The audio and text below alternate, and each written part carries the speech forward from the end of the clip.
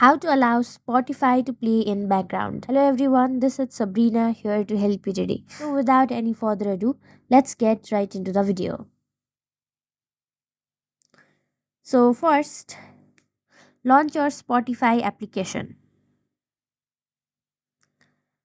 After that, tap on your profile icon from your top left corner. Now go to settings and privacy.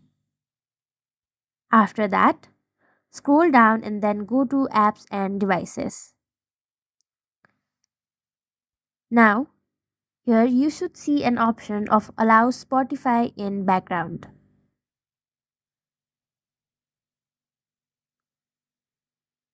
If you cannot find it there, simply hover and then go to privacy and social. If you find any option saying allow Spotify to play in background in any of these section, simply toggle the option on. Since I do not have that option available yet, I cannot do it. So that's it. Thank you for watching this video. Make sure to like, share and subscribe to our YouTube channel. If you got any questions, comment them down and I'll get you in the next one.